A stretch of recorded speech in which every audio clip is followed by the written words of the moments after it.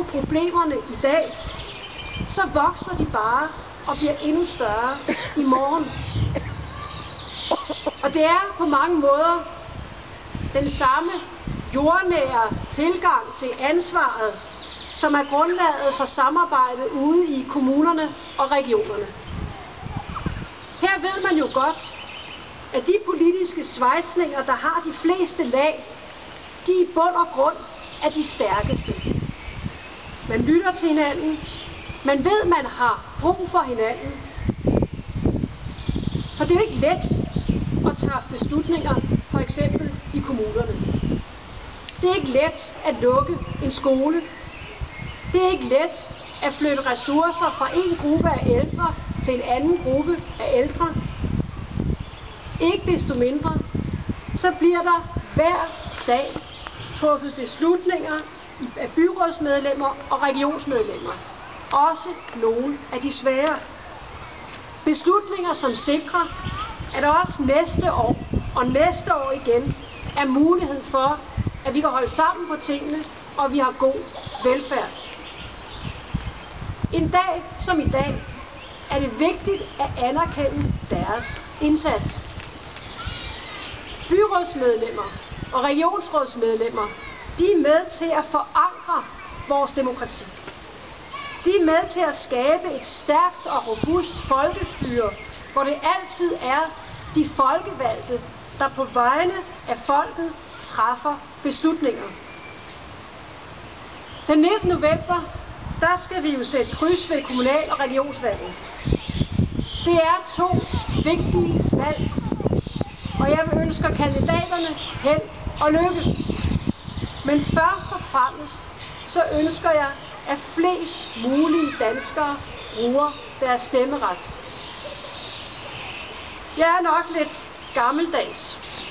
Også på den måde, at jeg synes, at hvis man ikke stemmer, så skal man tænke sig om en ekstra gang, inden man læner sig tilbage og siger, det er de andres skyld. Eller det er for dårligt. For det er for let at sidde derhjemme i sofaen og overlade ansvaret til andre. Og det gælder ikke mindst for de unge. Det er jo jeres fremtid, det handler om. Og hvis ikke I blander jer og bruger jeres stemme, så kan I være sikre på, at der er andre, der taler for jer. Der er altid en første gang, også når det handler om at stemme. Og det gælder bare om at komme i gang. I skal ikke være bange for at bruge jeres ret. For selvom vores demokrati det er gammelt, altså grundloven den har mere end 160 år på bagen, så er det også ungt. For hver generation har muligheden for at sætte sit eget præg på vores demokrati. Hver generation træder ind i demokratiet på deres egen måde. Og det gælder også jer, der er unge i dag. Hele Danmark har jo omfavnet det, som vi kalder de nye medier, eller de sociale medier. Og der er ingen tvivl om, at de fylder mest i de unges liv. Platforme som Facebook, Twitter, Instagram, Storyfy og mange andre giver os nye og bedre muligheder for at dele holdninger og ytre os, end vi nogensinde har haft før. Med de nye medier, så kan vi komme i kontakt med mennesker, som vi ellers aldrig nogensinde ville møde. Nye fællesskaber opstår i takt med, at ældre fællesskaber klinger ud. De nye medier, det gør det også muligt for borgerne hurtigt, effektivt og billigt at organisere sig, hvis de synes, de har en sag, de godt vil gøre os politikere opmærksom på. Og kreativiteten blomstrer jo med finurlige, ofte humoristiske kampagner ude på nettet. At det så oftest er imod regeringen, det er jo i virkeligheden knap så væsentligt. Det, der er væsentligt, det er, at det er godt for det folkelige engagement. Jeg vil nærmest sige, at aldrig har så mange haft så gode muligheder for at deltage så meget i den offentlige debat, som de har i dag. Det er godt. De nye medier, har rykket vores demokrati til et nyt niveau. Men tiden er også til, at vi stiller krav til os selv om, hvordan vi bruger de nye muligheder. Vi behøver bestemt ikke være enige, men vi skylder hinanden, at vi anstrenger os for at forstå modpartens situation og argumenter. Vi behøver ikke kende hinanden, men vi bør vide, hvem det er, vi taler med. Og derfor er der grund til, at vi en dag som i dag spørger os selv, om vi er tilfredse med den form for samtale, der finder sted på mange af de nye medier. Mennesker bliver latterliggjort for deres synspunkter. Mennesker bliver truet med det ene og det andet. Og tonen kan til tider være så hård, at selve formålet med at udveksle holdninger fuldstændig forsvinder. Og det eneste, som står tilbage, det er et forsøg på at nedgøre andre mennesker. Og det er rent ud sagt ikke særlig sejt at svine andre mennesker til, uden at stå ved sine egne ord. Det er i det hele taget ikke særlig sejt at svine andre mennesker til som et led i en organisation. Og det er helt urimeligt, når et medlem af Folketinget skal opleve, at en reaktion på et indlæg, det er navnløse kommentarer som: der kommer en dag i en ikke fjern fremtid, hvor dig og resten af landsforræderne bliver trukket med ud bagved. Og jeg bliver vred, når unge mennesker får tusindvis af sms'er på få uger, som led i en eller anden mobbekampagne, som foregår på de elektroniske medier. Jeg ved godt, at det altid har været sådan, at der var nogle steder, hvor omgangstonen var temmelig hård og også lidt rå. Men jeg tror også, at vi med de nye medier skal passe mere på. Fordi en rå bemærkning når ud til tusindvis af mennesker, og den bliver ikke glemt i morgen. Den bliver hængende et sted derude, og den kan findes frem igen og igen. Og jeg er lidt bekymret for, om vi som nation vender os til, at jo mere hadefuldt vi taler til hinanden, jo større gennemslagskraft har vi. Jeg er bekymret for, om vi glemmer den nødvendige respekt for det modsatte synspunkt og for andre mennesker. Den respekt for hinanden, som et hvert ægte fællesskab må og skal bygge på, og som er den demokratiske samtales rødder. Dette er ikke en opfordring til, at vi i Danmark vedtager nye fælles spilleregler for, hvordan vi bruger de nye muligheder. Det kan man ikke, og det skal man ikke.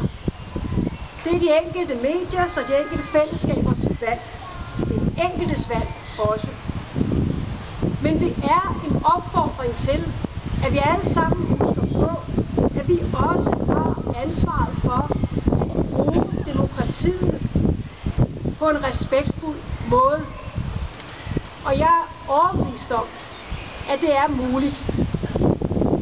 Jeg er overbevist om, at vi i Danmark har alle forudsætninger for at bruge de nye redskaber på en måde, som styrker vores demokrati, som knytter mennesker tættere sammen, og som skaber en levende samtale.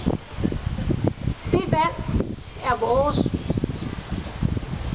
Kære alle sammen, Grundlovsdag, det er og bliver en festdag. Vi fejrer vores folkestyre. Vi fejrer vores ret til at ytre os, vores frihed, vores overbevisning om, at alle er lige for loven, og at alle stemmer tæller lige meget. Det har været et begivenhedsrigt år, men meget skal gøres endnu. Sådan er det. Sådan er det altså i en tid, hvor der er store udfordringer for Danmark og verden omkring os. Min opgave er at gøre, hvad jeg kan for at holde sammen på Danmark. Det er derfor, vi skal have en bedre folkeskole. Det er derfor, vi har skabt rum til, at nogle af vores folkepensionister kan få lidt mere hver måned. Det er derfor, vi giver vores virksomheder bedre muligheder for at skabe og fastholde arbejdspladser. Det er derfor, vi passer på vores fælles husholdningskasse. Det er derfor, vi arbejder hårdt på at træffe beslutninger sammen. Efter et årti med blokpolitisk ørkenvandring, så har vi genoptaget det samarbejdende folkestyre. Vi skal passe på det. Der er jo sagt rigtig meget om mig og min regering. Men der er endnu ingen, der har beskyldt os for at gå efter de nemme løsninger eller læfle for vælgerne. Er det en svaghed? Det er jo ikke mig, der skal give svaret på det. Men det er sådan, det er. Og det er sådan, det vil blive ved med at være. Sådan er mit sindelag. Og sådan har jeg det bedst. Det, der tæller, det er at gøre det bedste for Danmark. At få os ind på en ny kurs, hvor vores stærke fællesskab, det består, selvom tiderne er krævende.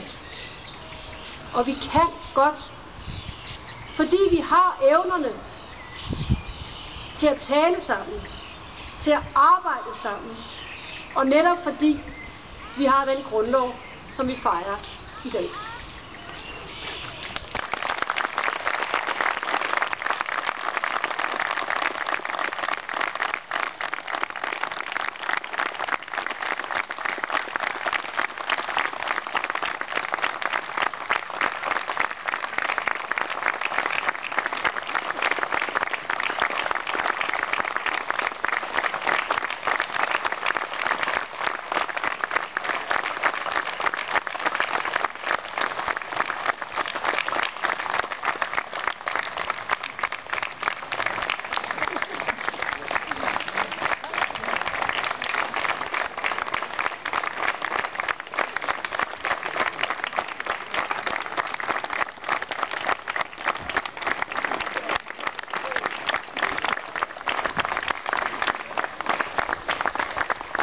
Ja, mange tak for det. Mange tak for det. Det er bestemt fortjent, Helle. Dejligt at se dit smil, selvom jeg jo ved, det er svært. Det er jo ikke nemt, det vi er gang i, men det er nødvendigt, som du selv siger. Vi har gjort meget, men der er hele tiden meget mere at gøre. Vi skal arbejde sammen, vi skal tale sammen, vi skal respektere hinanden, også i de sociale medier. Det drejer sig om at skabe et samfund med respekt for hinanden og respekt for den enkelte. Meget kloge ord, også det drejer sig om fællesskabet. Så tak for det, Helle, og dejligt, at du kunne komme, og skønt, at I vil give en sådan pæn modtagelse og klap så godt af. Men jeg vil sige, Hans Jesper her har lige et par ord, det skal han have lov til. Han står og springer, kan I se, han er allerede klar, så jeg skynder mig ned. Ja.